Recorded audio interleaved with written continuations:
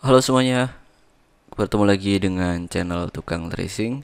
Oke, pada video kali ini kita akan membahas mengenai dua jenis lisensi sebuah desain. Yang pertama ada lisensi eksklusif dan yang kedua adalah non eksklusif. Jadi bedanya hanya di eksklusif dan non ya. Jadi untuk kedepannya saya akan sebut eksklusif dan non. Oke. Jadi perbedaannya adalah pada bagian eksklusivitas dari si desain tersebut. Maksudnya apa? Seringkali kita mendapatkan melihat postingan sebuah promosi di grup ataupun di Instagram. Itu banyak yang jual desain murah sekali tetapi ada keterangan non eksklusif yang artinya desain itu dijual oleh kreatornya murah karena memang non eksklusif. Jadi semua orang bisa beli dan semua orang bisa pakai. Intinya ada di situ.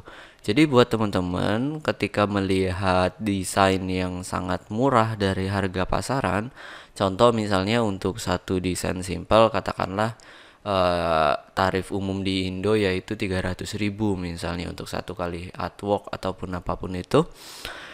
Terus teman-teman melihat ada yang jual kok ini murah gitu. Satu artwork hanya 25.000 atau 50.000. Nah, itu teman-teman jangan salah sangka terhadap hal tersebut. Karena yang dijual adalah non eksklusif. Yang artinya semua orang bisa beli dan ya filenya bakal nyebar kemana-mana. Jadi jangan heran ketika banyak desain yang beredaran di marketplace, contohnya di Shopee, itu banyak sekali desain yang dikatakan mirip-mirip ya, ataupun bisa dibilang sama persis. Jadi objek utamanya itu sama, tetapi yang membedakan hanya bagian nama brandnya aja. Nah itu biasanya dapat beli di yang jual di non eksklusif itu. Nah, kekurangan dan kelebihannya itu apa? Yang non eksklusif, kelebihan dan kekurangannya tentunya kekurangannya adalah ketika kita punya brand kemudian menggunakan desain yang non eksklusif itu kerap kali nanti menyebabkan istilahnya adalah orang jadi salah paham karena menyangka bahwasannya desain dari brand A membajak desain dari brand B dan selanjutnya begitu ya, karena desainnya sama hanya beda-beda di nama brandnya aja begitu. Jadi kerap kali kekurangannya seperti itu karena tidak eksklusif. Kemudian untuk kekurangan lainnya ya yang sejenis seperti itu sih, karena produk murah. Jadi kita bisa temuin di mana-mana ya untuk desain itu. Kemudian untuk kelebihannya adalah ya harganya murah gitu. Jadi kita yang ingin usaha clothingan yang baru mulai dengan budget yang sangat terbatas itu bisa menggunakan atau membeli desain yang non eksklusif. Nah, cara dapetinnya gimana desain-desain non eksklusif ini? Ya contohnya misalnya teman-teman cari aja banyak di grup-grup Facebook begitu ya yang jual beli artwork dan lain sebagainya, banyak yang jual untuk desain non eksklusif. Kemudian bisa juga teman-teman download di Microstock contohnya Freepik, Shutterstock dan lain sebagainya, itu desainnya non eksklusif ya. Bahkan jangan heran nanti ketika teman-teman pakai desain dari Freepik, banyak juga yang pakai desain yang sama di nama brand yang lainnya begitu. Nah, oke. Itu tuntas ya untuk bagian yang non eksklusif. Sekarang kita bagian yang eksklusif. Jadi yang eksklusif ini sesuai dengan namanya eksklusif, artinya tingkat orisinalnya itu terjaga dan bisa dikatakan 100% ya, kecuali memang ada ya beberapa kreator yang nakal, dia bilang jual eksklusif, ternyata ketika sudah dibeli oleh satu brand kemudian dia jual lagi eksklusif lagi. Nah, yang membedakan adalah kalau misalkan desain yang lisensi eksklusif ini, orang-orang akan cenderung menjualnya dengan harga mahal karena dijual hanya untuk satu orang atau hanya untuk satu konsumen ya.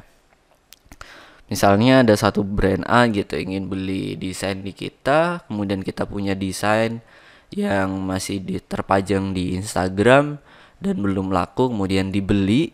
Nah, secara eksklusif itu nanti semua hak kepemilikan desain tersebut sudah dipindahkan atas nama si brand yang membeli desain kita. Bahkan ya kita tidak bisa menjual desain itu, dan sebisa mungkin biasanya postingan di Instagramnya pun itu dihapus ketika sudah ada yang beli begitu ya. Jadi itu yang eksklusif. Untuk yang eksklusif ini karena sifatnya hanya untuk satu kali jual, biasanya harganya relatif lebih mahal ya, dijual oleh si kreator bisa 10 sampai 20 kali lipat dari yang harga yang non eksklusif. Biasanya misalnya kalau yang non eksklusif itu 50 ribuan. Nah, ini yang eksklusif biasanya 500 bahkan sampai 1 juta ke atas untuk satu kali desain mereka terjual begitu ya.